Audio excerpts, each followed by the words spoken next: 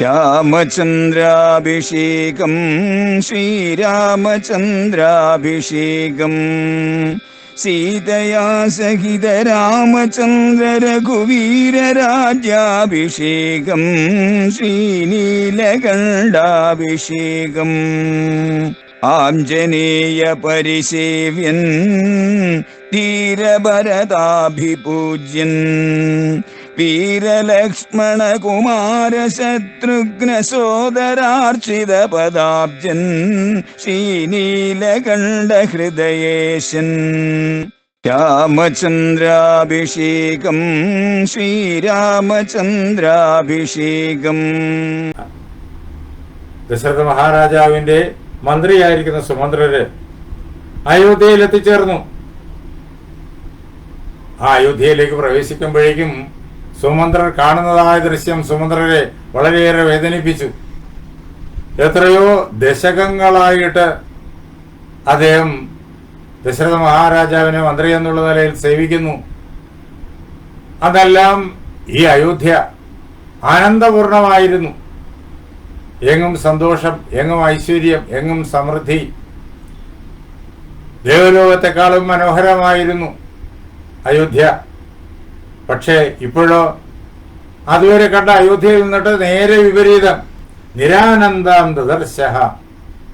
ആ അയോധ്യയെ ആനന്ദരഹിതമായി ദുഃഖപൂർണമായിട്ട് സുമന്ത്രര് കണ്ടു. അങ്ങനെ ശൂന്യമായൊരു വീട് പോലെ, നിശബ്ദമായൊരു വീട് പോലെ ആയിത്തീർന്നിരിക്കുന്നു അയോധ്യ. അത് കണ്ടിട്ട് ദൃഷ്ട്വാ പരമദുർമനാഹ, അത് കണ്ടിട്ട് സുമന്ത്രരുടെ ദുഃഖം വളരെയേറെ വർദ്ധിച്ചു. അയോധ്യക്ക് ഈ പ്രകാരത്തിലുള്ളതായ മാറ്റം വരാനുള്ള കാരണം സുമന്ത്രർക്കറിയാം. തന്റെ ഹൃദയത്തിൽ ദുഃഖം നിറയാനുള്ള കാരണം തന്നെയാണതും. രാമൻ കാനനത്തിലേക്ക് പോയിരിക്കുന്നു. രാമനെ തടയാൻ എല്ലാവിധം ചെയ്ത സകല പരിശ്രമങ്ങളും വിഫലമായി പോയിരിക്കുന്നു. രാമനെ ഒരു നിമിഷം പോലും പിരിയാൻ ശേഷിയുള്ളവരല്ല ആരും തന്നെ. തന്റെ മനസ്സിൽ എത്ര ദുഃഖമുണ്ടോ അതേ ദുഃഖം നാട്ടിലുള്ള എല്ലാവരുടെയും ഉള്ളിലുണ്ട് എന്ന് സുമന്ത്രർക്കറിയാം. ആ ദുഃഖമാണ് ഇങ്ങനെ മൂർത്തിമത് ഭാവം പൂണ്ട് അയോധ്യയെ ആകെ മ്ലാനമാക്കി തീർത്തിരിക്കുന്നത്. സുമന്ത്ര ചിന്തയാമാസ ശോകവേഗ സമാഹത. വർദ്ധിച്ചതായ ശോകത്തിന്റെ ആ തിരത്തല്ലൽ അതുമൂലം സുമന്ത്രര് നടന്ന കാര്യങ്ങളെല്ലാം, ഇപ്പോഴത്തെ തന്റെ അവസ്ഥയും നാടിന്റെ അവസ്ഥയും ജനങ്ങളുടെ അവസ്ഥയും രാജാവിന്റെ അവസ്ഥയും ഒക്കെ അദ്ദേഹം ചിന്തിച്ചു. അദ്ദേഹം ഇങ്ങനെ വിചാരിച്ചു: കച്ചിന്ന സഹജാസാശ്വ സജന സജനാധിപ രാമസന്താപ ദുഃഖേന ദഗ്ധ ശോകാഗ്നിനാപുരി. ഈ പട്ടണം ദുഃഖത്തിന്റെ അഗ്നി കൊണ്ട് മുഴുവൻ എരിഞ്ഞ് ചാമ്പലായി തീർന്നതാണോ? സുമന്ത്രര് ചിന്തിച്ചു. അതുപോലെ ഇരിക്കുന്നു ഈ പട്ടണത്തിന്റെ അവസ്ഥ.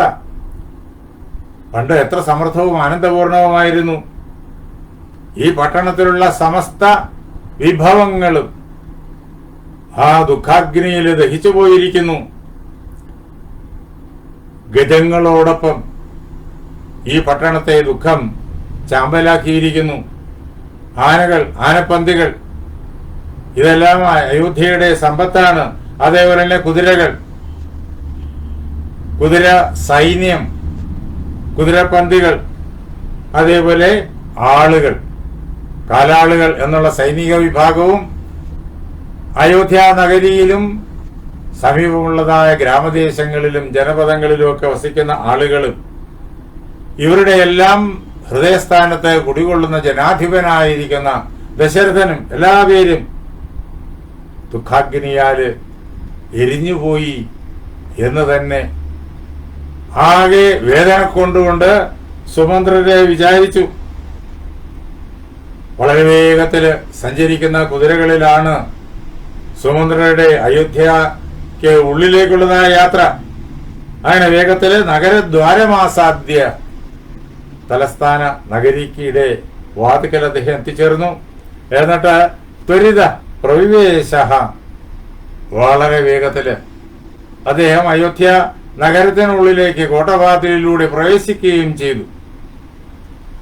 സുമന്ത്രര് വരുന്ന വഴിക്കുള്ള ജനപദങ്ങളിലെ ആളുകളും ഗ്രാമങ്ങളിലെ ആളുകളും അതുപോലെ തന്നെ കാനന മേഖലയിൽ വസിക്കുന്ന ആളുകളും പിന്നെ നഗരത്തിലേക്ക് പ്രവേശിക്കുമ്പോൾ നഗരത്തിലുള്ള ജനങ്ങളും ഒക്കെ കാണുന്നുണ്ട്. അവരെല്ലാവരും രാമന് നഷ്ടപ്പെട്ട ദുഃഖത്തിലാണല്ലോ. സുമന്ത്രർ തിരിച്ചു വരുന്ന കാണുമ്പോൾ അവരെല്ലാം അതത് സ്ഥലങ്ങളിൽ ഓടി ഓടി സുമന്ത്രരെ എത്തുന്നുണ്ട്. സുമന്ത്രം അഭിധാവന്ത ശതശോധ സഹസ്രശ, നൂറുകണക്കിന് ആളുകൾ ഓരോയിടത്തും സുമന്ത്രരുടെ നേരെ ഓടി വരികയാണ്. രാമൻ ഇപ്പൊ എവിടെയാണ് എന്നറിയാൻ വേണ്ടി, രാമന്റെ അവസ്ഥ അറിയാൻ വേണ്ടി അവർ ഓടി വരുന്നു, നൂറുകണക്കിന്. പിന്നെയോ സഹസ്രശ, ആയിരക്കണക്കിന് ആളുകൾ ഓടി വരികയാണ്. അവർക്ക് അറിയേണ്ടത് മാത്രം ക്വ രാമ ഇതി പൃച്ഛന്ത, രാമൻ എവിടെയാണ്? അവർ സുമന്ത്രരോട് വിളിച്ചു ചോദിക്കുകയാണ്.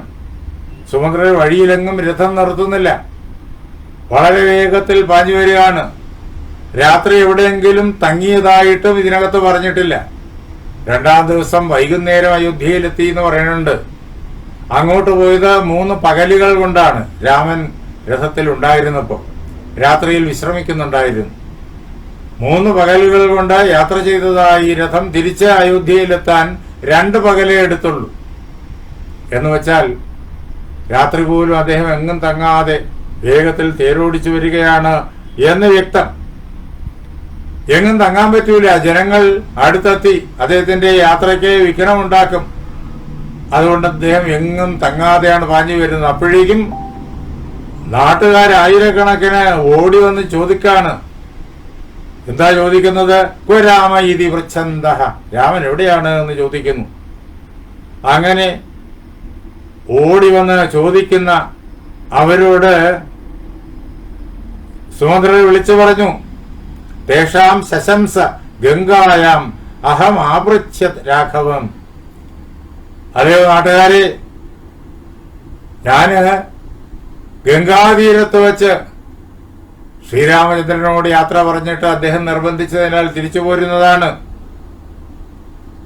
രാമൻ അവിടെ ആ ഗംഗാനദിയുടെ മറുകരയിലുണ്ട് എന്ന് പറഞ്ഞതിനർത്ഥം അനിജ്ഞാതോ നിവൃത്തോസ്മി, രാമൻ തിരിച്ചു പോകാൻ പറഞ്ഞതുകൊണ്ട്, നിർബന്ധിച്ച് പറഞ്ഞതുകൊണ്ട് മനസ്സില്ലെങ്കിലും ഞാൻ തിരിച്ചു വരികയായിരുന്നു.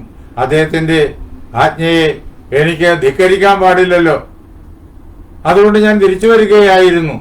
രാമൻ ആര് എന്നും ഇവിടെ സുമന്ത്രർ പറയുന്നുണ്ട്. ധാർമ്മികേണ മഹാത്മന, ധാർമ്മികനായ രാമൻ, ധർമ്മസ്വരൂപനായ രാമൻ, മഹാത്മാവായ രാമൻ. അദ്ദേഹം നിർബന്ധിച്ചു പറഞ്ഞു, എന്റെ ചുമതല അയോധ്യയിലാണ് എന്ന്, ദശരഥനെ സേവിക്കുകയാണ് എന്ന്, അതുകൊണ്ട് എത്രയും വേഗം തിരിച്ചു പോയിക്കൊള്ളണം എന്ന്. അത് അദ്ദേഹത്തിന്റെ ധർമ്മനിഷ്ഠയാണ്.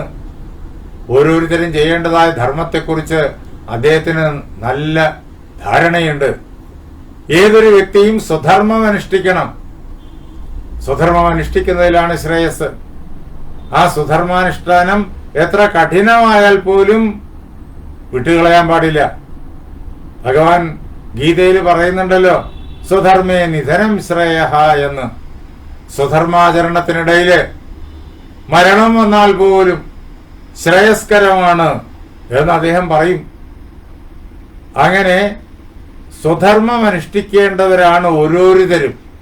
എല്ലാവർക്കും സ്വന്തമായ കർത്തവ്യങ്ങളുണ്ട്.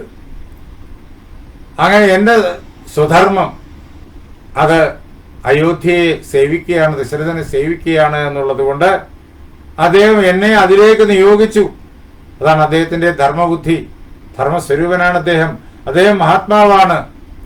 കാട്ടില് ഏകാന്തതയില് പാർക്കുമ്പോൾ സഹായിയായിട്ട് സുമന്ത്രർ കൂടി ഉണ്ടായിരുന്നാൽ അത് വളരെ സന്തോഷകരമായ കാര്യമല്ലേ എന്നൊന്നും രാമൻ ചിന്തിച്ചില്ല. തനിക്ക് ആരുടെയും സഹായം വേണ്ട. കാട്ടിലെ ക്ലേശങ്ങൾ എന്തു തന്നെയായാലും അത് അച്ഛനെ സത്യപ്രതിജ്ഞനാക്കാൻ വേണ്ടി താൻ സഹിക്കാൻ തയ്യാറാണ്. ഏത് വൈഷമ്യത്തെയും താൻ അഭിമുഖീകരിക്കും. അച്ഛന് യാതൊരു ദുഃഖവും വരരുത്, യാതൊരു കുറവും വരരുത്. അതിനുവേണ്ടി അച്ഛൻ്റെ മന്ത്രിയെ ധാർമ്മികനായ രാമൻ സുമന്ത്രയുടെ ചുമതല എന്തെന്ന് ഓർമ്മപ്പെടുത്തി നിർബന്ധിച്ച് പറഞ്ഞയച്ചു. സുമന്ത്രയുടെ വാക്കുകളിൽ നിന്നിട്ട് നാട്ടുകാർക്ക് മനസ്സിലായി, തേ തീർണായി വിജ്ഞായ. അവർ മൂവരും, രാമനും ലക്ഷ്മണനും സീതയും, ഗംഗ കടന്നു എന്ന് ഈ നാട്ടുകാരെല്ലാം സുമന്ത്രരുടെ വാക്കുകളിൽ നിന്ന് അറിഞ്ഞു. അതറിഞ്ഞപ്പോഴേക്കും അവരുടെ പ്രതീക്ഷ വീണ്ടും വീണ്ടും കുറയാണ്. ഗംഗാതീരത്ത് ഇക്കരയിലെങ്ങാനും ആയിരുന്നെങ്കിൽ രാമനെ പോയി കാണാനും രാമനെ നിർബന്ധിച്ച് അയോധ്യയിലേക്ക് കൊണ്ടുവരുവാനുമുള്ളതായ സാധ്യതകൾ ഏറുന്നു. അദ്ദേഹം രാമൻ ഗംഗയ്ക്ക് അപ്പുറത്ത് പോയി, കൊടുങ്കാട്ടിനുള്ളിലേക്ക് പോയി. ഇനി അപ്പുറം കുറെ കൂടി പോയി കഴിഞ്ഞാൽ ദണ്ഡകവും ഒക്കെയാണ്. അപ്പൊ രാമൻ അങ്ങോട്ട് പോയി, ഗംഗയ്ക്ക് അപ്പുറം പോയി എന്നറിഞ്ഞിട്ട് ബാഷ്പപൂർണ മുഖാനരാഹ, മനുഷ്യരെല്ലാവരും നിരന്തരമായിട്ട് കണ്ണുനീർ പ്രവഹിപ്പിച്ച് ആ കണ്ണുനീര് മുഖത്തിലൂടെ നിരന്തരം ഒഴുകിക്കൊണ്ടിരിക്കുകയാണ്. എന്നിട്ട് അഹോ ധിഗിതി നിശ്വസ്യ ഹാരാമേതി വിചിക്രസു, അവരവരെ തന്നെ സ്വയം അവര് നിന്ദിച്ചു.